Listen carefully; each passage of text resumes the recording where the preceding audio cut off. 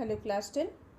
Today we will continue chapter 11, and in chapter 11 calorimetry we will start latent heat. Before going to latent heat, we will start with change of phase. Change of phase state. So there are three states of matter: solid, liquid and gases. So this change in the phase we will discuss now. Change of phase, we will start with this topic. Change of phase or state. The process of change from one state to another at a constant temperature is called change of phase. Now there are three different states of matter, that is solid, liquid and gases. So the change from one phase to another is simply called change of phase. Suppose the first one, the solid to liquid. When a substance changes from solid to liquid, that is melting. A reverse process from liquid to solid is freezing.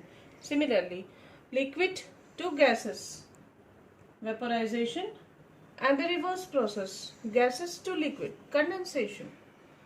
Now, solid to gas, directly, sublimation, and the reverse process from gases to solid is solidification. The three states of matter, solid, liquid and gases, and among the state changes, that is called the change of phase. Now, latent heat. Latent heat means something hidden, the form of heat we cannot see. Suppose we have an example, water at 5 degrees C, and we are giving heat to it. So water changes to 15 degrees C. What happens? There is a rise in temperature of the water. So this heat we have already discussed, that is Q is equal to mc del T, where del T is the change in temperature. Here we can see heat in the form of change in kinetic energy. Now, when we are taking another example, suppose we have ice at 0 degrees C, and we are giving heat to the ice, so it melts in the form of water, but the temperature is same at 0 degrees C. Here you cannot see any change in the temperature. What happened? Where the heat went, it changes the phase, state from ice to water.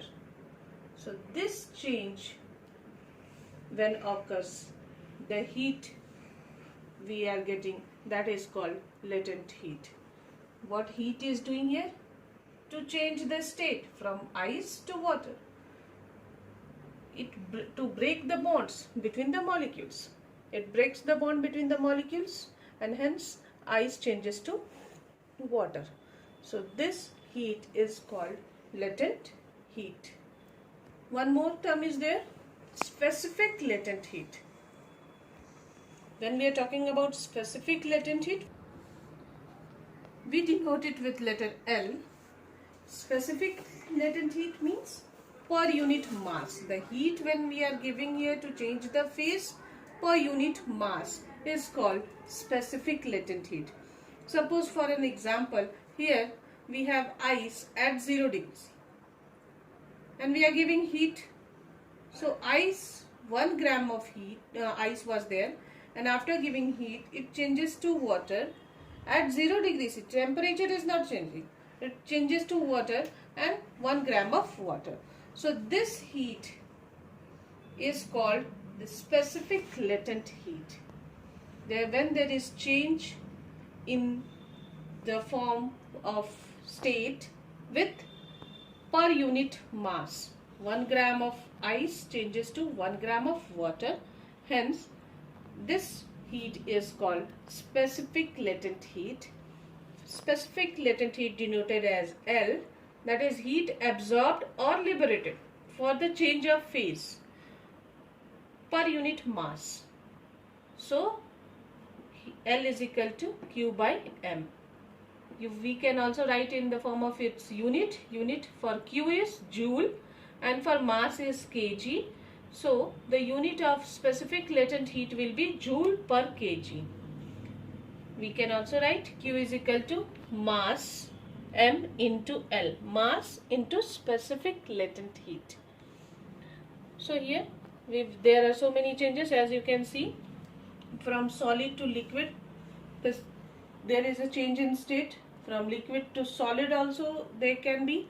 So melting, fusion and other things we will discuss. Formula of specific latent heat we will understand with this numerical. In this, how much heat is required to melt 5 kg of ice, where specific heat of ice is given 336 joule per gram. So we will write the givens. Mass is given 5 kg, convert it to gram, that is 5000 gram. And specific heat of ice is also given, that is 336 joule per gram.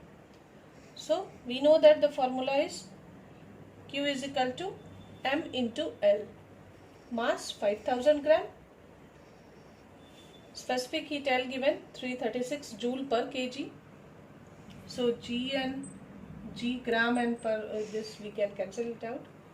Hence we will get our answer 1680000 joule.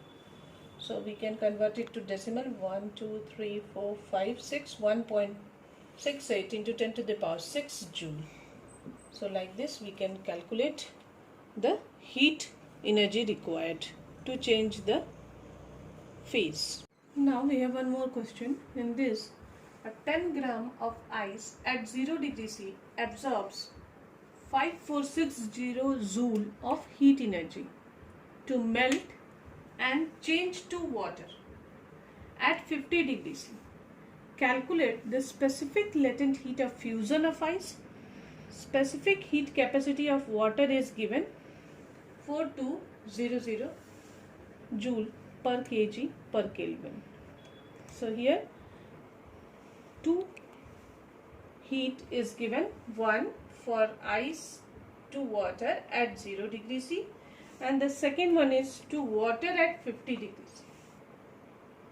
So to calculate the latent heat, we will add both the heat and then we can calculate. The first one is latent heat, that is M into L. Mass is given 10 gram and specific heat of water is also given. Specific heat of water given, that is C, which is equal to 4200 joule per kg per Kelvin. That is given in kg, so we will convert it to gram so that we can get our answer in 1 unit. Okay, total heat absorbed also given, that is 5460 joule. Now we will substitute it in formula. So M into L, M is given 10 gram, L we have to take it out, plus to convert to water at 50 degrees Celsius. So here specific heat comes. Till here we have latent heat and we have specific heat both. So here specific heat comes, that is MC del T. M is 10 gram, C 4200 joule per kg per Kelvin. Kg converted to gram because this mass is given in grams. So 4200 by 1000 into change in temperature also given, that is 50 degrees Celsius minus 0 degrees Celsius. So this heat, they are telling that it will take 5460 joule. So from here we will calculate our latent heat L. Specific latent heat of fusion we have to take out for the ice.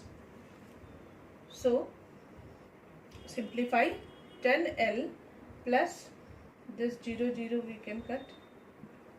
So 42 into 50 will be 2100. 2100 we will take it to that side. Hence 10L is equal to 5460 minus 2100. Simplify 0, 6, 4 minus 1, 3, 5 minus 2, 3. Again this 10 will go this side, so 10, this 0 cancel out, and hence we can see that the specific heat of fusion of ice is 336 joule per gram. 336 joule per gram. So like this we can calculate it.